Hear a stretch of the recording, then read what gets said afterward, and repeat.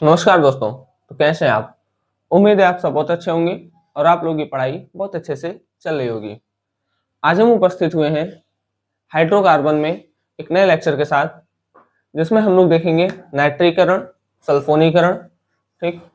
नाइट्रीकरण सल्फोनीकरण को देखने के साथ ही हम देखेंगे कि ये जो नाइट्रीकरण है या फिर आगे जो सल्फोनीकरण आएगा वो रिएक्शन कैसे करेंगे। कैसे करने का मतलब ये है कि एल्केन नॉर्मल रिएक्शन नहीं करते हैं। ठीक। क्योंकि उसके अंदर सिंगल बॉन्ड होता है और सिंगल बॉन्ड को सिग्मा बॉन्ड बोलते हैं। मतलब सिंगल बॉन्ड हमेशा सिग्मा बॉन्ड होता है और वो मजबूत होता है, तो जल्दी टूटता नहीं है। ठीक। ये हम बात पहले कर भी चुके हैं। तो हम देखते हैं कि नाइट्रीकरण जो होता है, नाइट्रेशन, ठीक है, वहां पर एल्केन का रिएक्शन कैसे होता है, सभी बातों पर चर्चा भी करेंगे। लास्ट में इसका उपयोग और इसकी विशेषताएं कहीं मतलब पूछी नहीं जाती है, लेकिन लास्ट में डिस्कस थोड़ा सा हो जाएगा। ठीक है, चलिए तो हम आते हैं, देखते हैं कि नाइट्रीकरण क्या है। एल्केन का नाइट्रीकरण आप लोग हेडिंग लगा दीजिएगा। हैलोजनीकरण देख लिए थे, आज हम देखेंगे नाइट्रीकरण। ठीक। देखिए, एल्केन को एल्केन के हाइड्रोजन को NO2, ठीक है, NO2 समूह द्वारा प्रतिस्थापित करना, ठीक है, क्या कहलाता है? नाइट्रीकरण कहलाता है। आप लोग थ्योरी लिखिएगा। एल्केन के हाइड्रोजन को NO2 समूह द्वारा प्रतिस्थापित करना नाइट्रीकरण कहलाता है। और ये अभिक्रिया नॉर्मल नहीं होती है, लगभग 400 से 500 डिग्री सेल्सियस पर होती है। ठीक है ना, लगभग 400 डिग्री सेल्सियस पर या 500 डिग्री सेल्सियस पर होती है। ठीक। तो अगर हम एल्केन का केवल सांद्र नाइट्रिक एसिड HNO3 मतलब नाइट्रिक एसिड, तो हम एल्केन को अगर सांद्र नाइट्रिक एसिड के साथ अगर रिएक्शन करा दें तो रिएक्शन नहीं होता है, कोई रिएक्शन नहीं होगा। लेकिन अगर हम वही एल्केन का नाइट्रिक एसिड के साथ रिएक्शन करा दें तो नाइट्रो एल्केन बनता है। नाइट्रो एल्केन ये बनता है। ठीक। अब देखिए, अभी हम बोले थे कि नॉर्मल रिएक्शन नहीं होता है। ठीक। एल्केन का एक और नाम याद रखिएगा, एल्केन को हम पैराफिन भी कहते हैं। ठीक। एल्केन को पैराफिन भी कहते हैं, एक नंबर में कभी कभी पूछ लिया जाता है। ठीक। तो एल्केन जब 400 से 500 डिग्री सेल्सियस पर रिएक्ट कर रहा है, तब जो नाइट्रिक एसिड है वो एल्केन से रिएक्ट करके क्या बना रहा है? तब वो बना रहा है नाइट्रो एल्केन। ठीक। अब हम थोड़ा सा देखते हैं कि रिएक्शन हो कैसे रहा है। देखिए, HNO3 है, HNO3 है, तो इसको NO2 समूह अलग हो गया, क्योंकि NO2 समूह निकलेगा। जब NO2 निकल गया तो बचा क्या? एक O बचा और एक H बचा। तो एक O लगा दिए, एक H लगा दिए, ये H और ये OH निकलेगा। ठीक है, वेपर फेज में, वाष्प के रूप में। ठीक है, और ये R जाकर जुड़ जाएगा NO2 से, तो बन जाएगा नाइट्रो एल्केन। ठीक, नाइट्रो एल्केन। आप इस R की जगह CH3 या C2H5 या C3H7 ले सकते हैं। ठीक है, R की आप क्या ले सकते हैं? CH3 भी ले सकते हैं। अगर CH3H लेंगे तो क्या होगा? CH3NO2 बनेगा। C2H5H लेंगे तो C2H5NO2 बनेगा। C3H7H लेंगे तो C3H7NO2 बनेगा। ठीक, फर्क बस ये रहेगा, बस R की जगह जो आप लेंगे वो आ जाएगा। ठीक है, एक मिनट देखते हैं। देखिए, ठीक है, अब आते हैं मैकेनिज्म पर। क्रियाविधि मतलब ये जो रिएक्शन हुआ है, ठीक है, वो हुआ कैसे है वास्तव में। तो इसका मैकेनिज्म देखिए, मैकेनिज्म इसका क्या है? ये अपना रिएक्शन हो गया CH3H OH NO2। ठीक है, मतलब ये रिएक्शन है, वेपर फेज में हो रहा है 450 डिग्री सेल्सियस पर। आप लोग गूगल पे या चैट जीपीटी पे देखेंगे तो आपको लगभग इतना देखने को मिलेगा, मतलब कि लगभग 400 डिग्री सेल्सियस पर होता है। ठीक, तो ये 450 H2 निकला, CH3NO2 निकला। ठीक, अब देखते हैं सबसे पहले क्या होता है। HNO3 के बीच का बॉन्ड ब्रेक होता है। HNO3 का बॉन्ड ब्रेक कैसे होगा? देखिए, यहां पर ये जो बॉन्ड है, यहाँ का जो इलेक्ट्रॉन है ये अपना इलेक्ट्रॉन खींचेगा और ये अपना इलेक्ट्रॉन खींचेगा। ठीक, क्योंकि देखिए जो एल्केन रिएक्शन देते हैं वो प्रतिस्थापन अभिक्रिया देते हैं, और प्रतिस्थापन अभिक्रिया में भी कैसा, मुक्त मूलक प्रतिस्थापन अभिक्रिया। तो मुक्त मूलक जब तक नहीं बनेगा तब तक हम इस मैकेनिज्म को समझ नहीं पाएंगे। ठीक, तो सबसे पहले क्या होगा, ये अपना इलेक्ट्रॉन लेगा, ये अपना इलेक्ट्रॉन लेगा। ठीक है, तो भाई एक इलेक्ट्रॉन इसका आ गया, एक इलेक्ट्रॉन इसका आ गया। अब CH3 आया, CH3 कार्बन और हाइड्रोजन के बीच भी इलेक्ट्रोनेगेटिविटी बहुत ज्यादा तो होता नहीं है, 2.6 2.4 होता है। ठीक, तो क्या होता है कि ये बॉन्ड भी ये अपना खींच लेगा, ये अपना खींच लेगा। जब ये अपना खींचेगा तो इसके ऊपर आएगा CH3 डॉट। ठीक है, CH3 डॉट आया, और क्या आएगा, एक आएगा H डॉट। अब OH CH3 के साथ जुड़े कि OH H के साथ जुड़े। देखिए, कोई भी किसी के साथ तब जुड़ता है जब उसको स्टेबिलिटी ज्यादा महसूस होती है। ठीक है ना, कोई भी किसी के साथ तब जुड़ेगा जब उसको ज्यादा स्टेबिलिटी महसूस होगा। ठीक, तो OH के ऊपर एक इलेक्ट्रॉन है और H के ऊपर भी एक इलेक्ट्रॉन है, लेकिन CH3 के ऊपर OH CH3 के साथ जुड़कर उतना ज्यादा स्टेबल महसूस नहीं करेगा। ठीक है, OH CH3 के साथ जुड़ करके उतना अधिक स्टेबिलिटी महसूस नहीं करेगा जितना कि H के साथ जुड़ करके करेगा। ठीक, तो OH जाएगा H के पास, जुड़ जाएगा तो बना लेगा, देखिए एक H, दो ठो H और एक ठो O, तो H2O, और CH3 आपका फ्री रेडिकल बच जाएगा। CH3 के ऊपर जो फ्री रेडिकल है उसको देख करके यहाँ पर जो NO2 था, भाई OH का तो जुगाड़ हो गया है ना, बचा NO2, तो अब NO2 आएगा, इसके साथ जुड़ करके बना लेगा CH3NO2। ठीक, अब देखिए, अब जो रिएक्शन होता है, रिएक्शन में यह है, देखिए यहाँ पर कट्टम कुट्टम होगा कुछ, देखते हैं क्या होता है। देखिए ये CH3 से ये CH3 खत्म। ठीक, ये OH से ये OH खत्म। ठीक,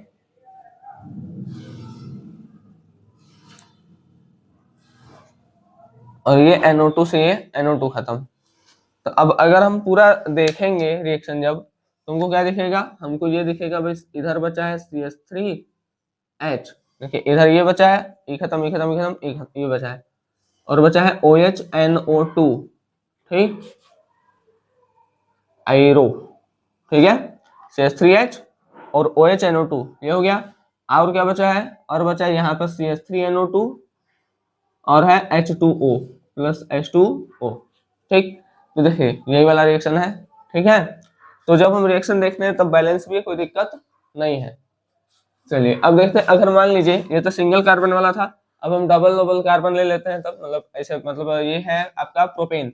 अगर प्रोपेन लेते हैं, ठीक, जैसे जैसे हम हायर एल्केन में बढ़ते जाएंगे तो होता क्या है, ध्यान से देखिएगा।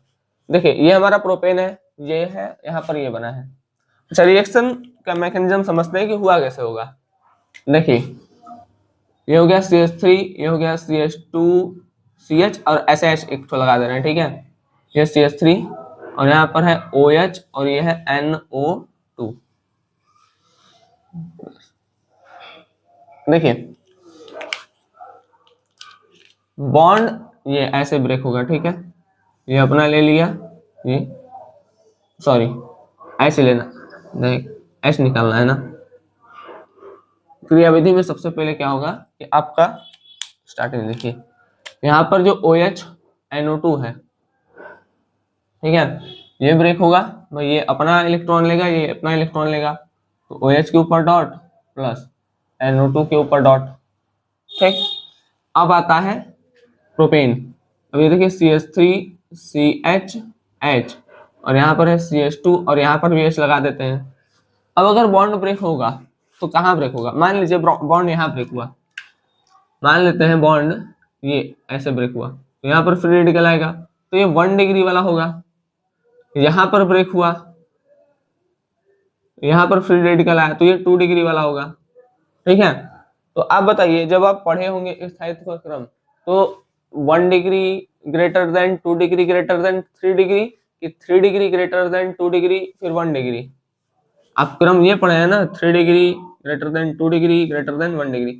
ठीक, मतलब 1 डिग्री वाला सबसे कम स्थायी है, 2 डिग्री वाला थोड़ा ज्यादा है, 3 डिग्री वाला सबसे अधिक है।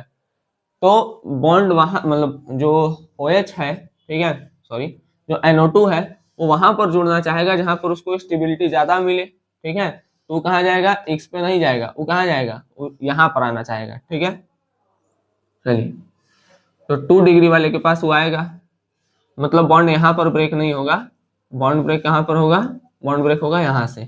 तो इस CH3 का CH3, ठीक है, इस CH3 का CH3, और यहाँ पर टूटेगा बॉन्ड, टूट गया, तो यहाँ पर आ जाएगा CH3, ठीक है,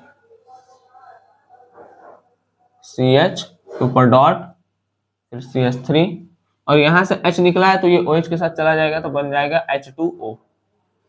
अब ये फ्री रेडिकल को देख करके ये आएगा, ठीक है, CH3 CH डॉट फिर CH3, ठीक, ये आया। अब यहाँ पर कौन आएगा, यहाँ पर आ जाएगा NO2। अच्छा, यहाँ पर भी रिएक्शन होगा 400 से 500 डिग्री सेल्सियस के बीच, ठीक है, और वेपर फेज, वेपर प्रेशर नहीं, वेपर फेज, ठीक है,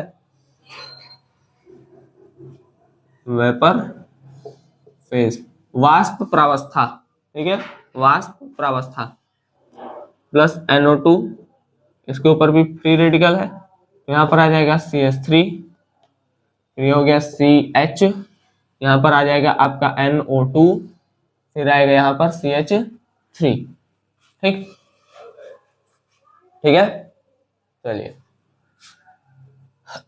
अच्छा, देखिए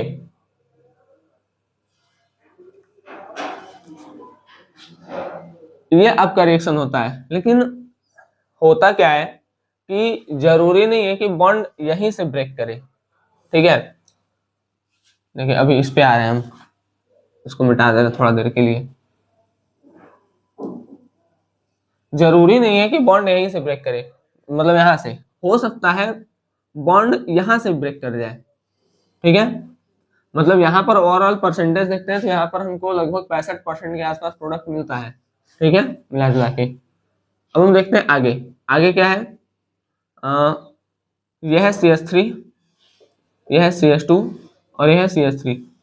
हो सकता है बॉन्ड यहां से भी ब्रेक कर जाए, जी, ठीक है। बॉन्ड जब यहां से ब्रेक करता है तो यहां से ब्रेक करेगा तो क्या होगा, भाई यहां से करेगा तो CH3 CH2 आएगा, ठीक है, CH3 CH2 NO2, ठीक है, और CH3 NO2, ये भी बन सकता है।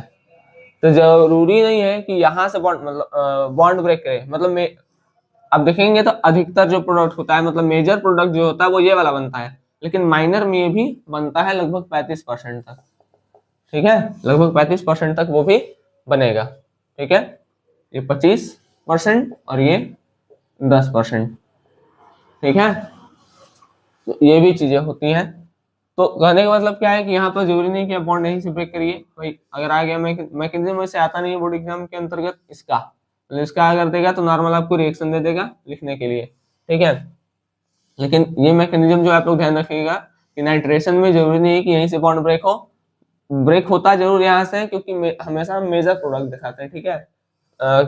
जब भी हम लिखते हैं जो भी कंपाउंड, मतलब जैसे जो भी बना हमारा तो उसमें मेजर प्रोडक्ट दिखाते हैं, ठीक है। लेकिन यहाँ पर इसके साथ साथ ये भी आपका बनेगा, ठीक। अब चलिए जो हम अगला लिखे थे वो देख लेते हैं। देखिए अब अगर मान लीजिए यहाँ पर अगर हम ये ले लें, हम क्या ले लेते हैं,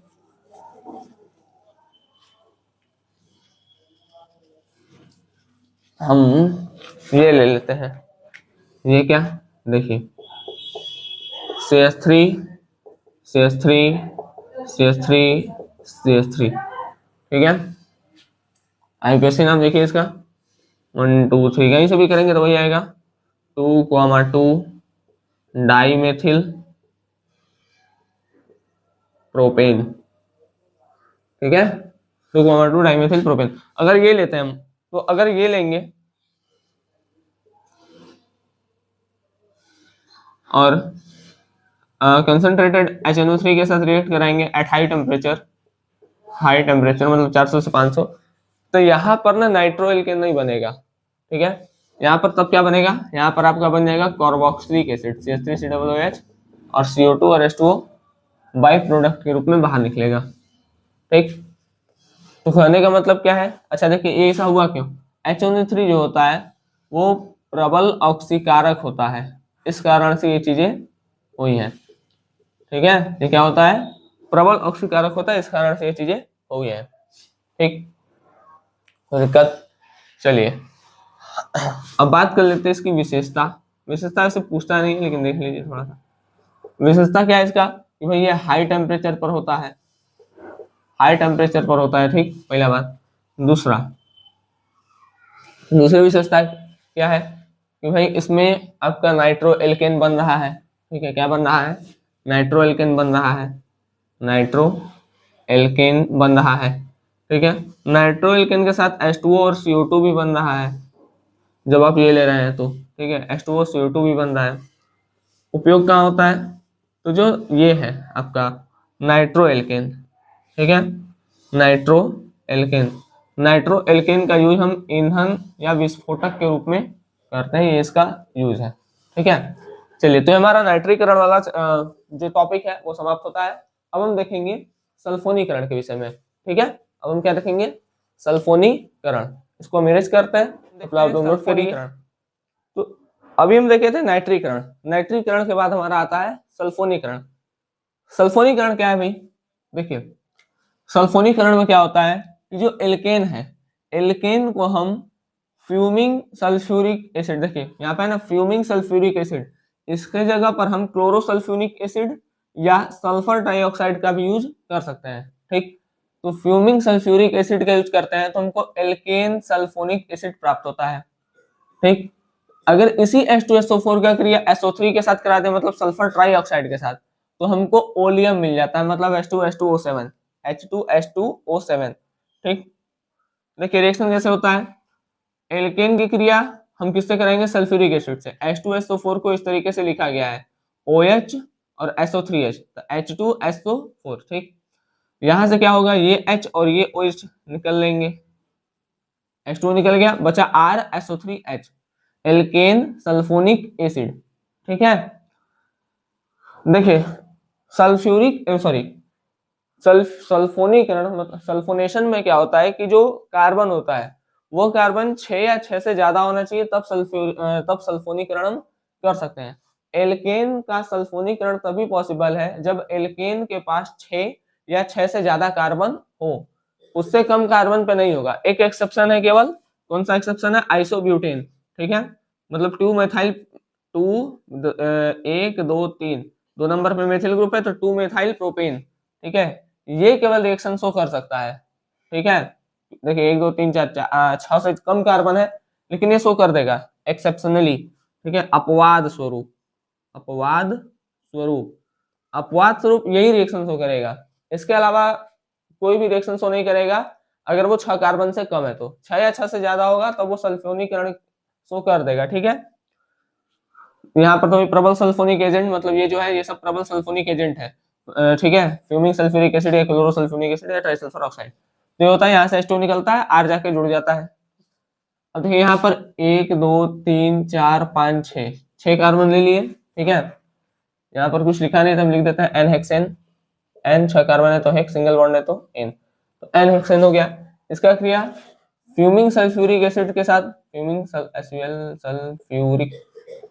सल्फ्यूरिक एसिड के साथ कराते हैं तो वाटर निकलता है, और यहाँ पर ये CH2 यहाँ पर CH3 रहा होगा, यहाँ से ये निकलेगा, एक H निकलेगा, OH जाके जुड़ जाएगा। ठीक है, सॉरी H निकलेगा, OH के साथ वाटर बन जाएगा और SO3 यहाँ करके जुड़ जाएगा, तो बन जाएगा n hexane sulphonic acid. Mechanism कैसे होता है इसको भी हम देखते हैं थोड़ा सा। देखिए बॉन्ड ब्रेक होगा ऐसे, इसके ऊपर फ्री रेडिकल, इसके ऊपर फ्री रेडिकल आ गया, अपना अपना सब इलेक्ट्रॉन खींच लिए। ठीक है, देख रहे हैं ना रास्ता कैसे कैसे जा रहा है। ठीक है, कैसे कैसे रास्ता जा रहा है, इसको ध्यान दीजिएगा। ठीक, अब C6H14 नहीं लिखा है, 1 2 3 4 5 6 कार्बन, और ये सिंपल फॉर्मूला होता है CnH2n+2 एल्केन का। एल्केन का फॉर्मूला यही होता है CnH2n, C 6 ठो है, मतलब n की जगह नंबर ऑफ कार्बन होता है, नंबर ऑफ कार्बन है 6, तो 6 हो गया, फिर 6 दूनी 12, 12 2 14, तो H14। ठीक है, तो ये हो गया, और यहाँ पर OH आया। अब OH को देख करके यहाँ पर क्या होता है, CH6H14 है तो H13, और यहाँ से एक H निकलता है फ्री रेडिकल के रूप में, जब H निकल जाएगा तो यहाँ पर एक फ्री रेडिकल कार्बन पे आएगा, एक फ्री रेडिकल H के साथ निकला। जैसे ही H निकलेगा OH को लालच आएगा, H को पकड़ के ले जाएगा, तो ये अपना फ्री रेडिकल ये बन गया, ठीक है, H2O निकल गया। अब ये जो फ्री रेडिकल है ये SO3 के साथ जाएगा और ये क्या बना लेगा, मतलब N हेक्सेन सल्फोनिक एसिड यहाँ पर ये बना लेगा, ठीक है ना। C6H13 यहाँ पे इसके साथ जुड़ गया। तो ये हमारा मैकेनिज्म होता है। ये भी कैसा मैकेनिज्म है, ये भी मुक्त मूलक प्रतिस्थापन अभिक्रिया है, ठीक है। एल्केन हमेशा मुक्त मूलक, मतलब एल्केन जो होते हैं वो मुक्त मूलक प्रतिस्थापन अभिक्रियाएं देते हैं, ठीक है। अब देखिए यहाँ पर SO3H से हाँ गड़बड़ हो गया, C6H13 नॉट कट जाएगा वो भी। SO3H से ये SO3H खत्म, C इससे ये खत्म, OH से OH खत्म, बचा क्या, बचा हमारा C6H14 प्लस OH SO3H, यहाँ बचा है C6H13 SO3H प्लस H2O, ठीक है। यही वाला रिएक्शन है एट हाई टेम्परेचर, ठीक है, हो गया। यहाँ पे H निकल के OH के साथ जुड़ जाएगा। तो हमारा सल्फोनीकरण वाला टॉपिक होता है समाप्त। अब हम मिलेंगे आपसे अगले लेक्चर में, ठीक है, जो कि सल्फोनीकरण के आगे पायरोलिसिस है, ठीक है, एरोमेटाइजेशन भी है। तो वो सारी चीजों को हम आगे देखेंगे। उसके बाद आपका आएगा कंबशन आएगा, फिर ऑक्सीडेशन, सारे रिएक्शन को हम देखेंगे। उसके बाद ये एल्केन वाला टॉपिक हो जाएगा समाप्त। मतलब ये अभी